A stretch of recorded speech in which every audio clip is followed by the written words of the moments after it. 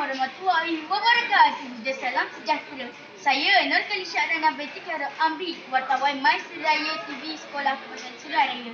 Sebentar tadi telah berlangsungnya program Watika Pelantikan Pemimpin Muda bagi sesi 2024-2025 yang dirasmikan oleh Saja Meja Ahmad Zubair bin alias Pegawai Perhubungan Sekolah. Jom sama-sama kita saksikan. Alhamdulillah wassalatu wassalam ala asyrafil anbiya wal mursalin. Assalamualaikum warahmatullahi wabarakatuh dan selamat pagi.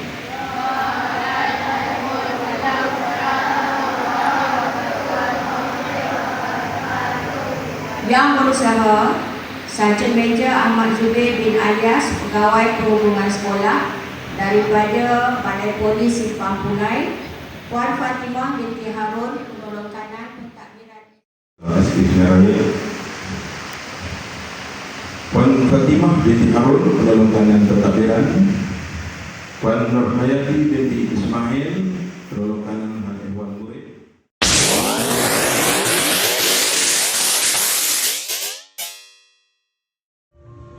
Majlis dimulakan dengan Watika Pelantikan Pengawas Sekolah yang diketuai oleh Muhammad Aisyafil bin Ahmad selaku Ketua Pengawas Sekolah Sekolah Kebangsaan Seraya bagi sesi 2024-2025.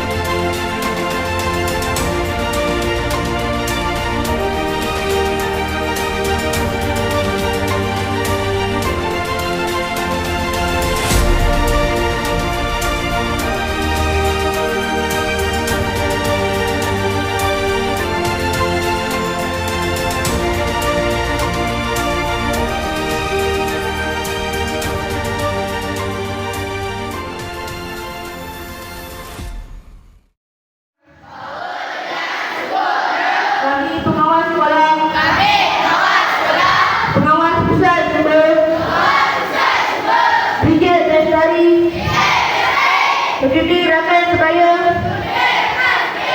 Ketua Kelas dan Penolong Ketua Kelas. Sebagai pimpin kecil di sekolah,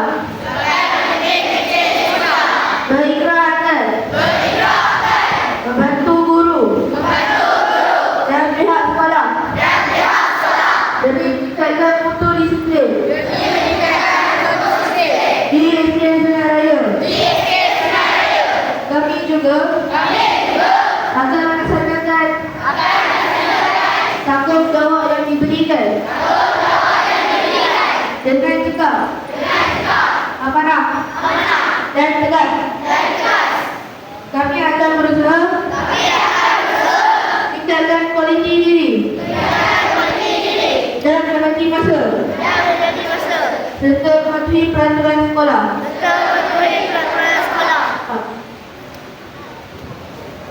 Majlis mengucapkan terima kasih. Semoga lafaz ikhlas sebentar tadi menjadi pegangan yang tersemat dalam diri pemimpin-pemimpin sekolah.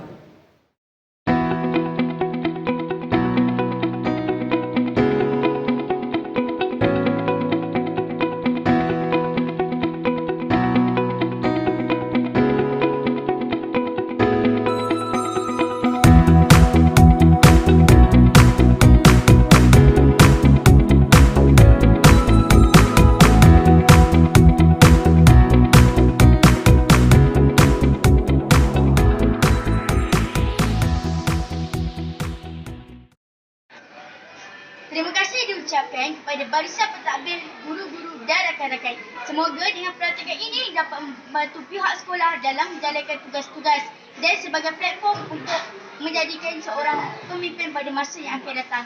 Sekian daripada saya. Terima kasih.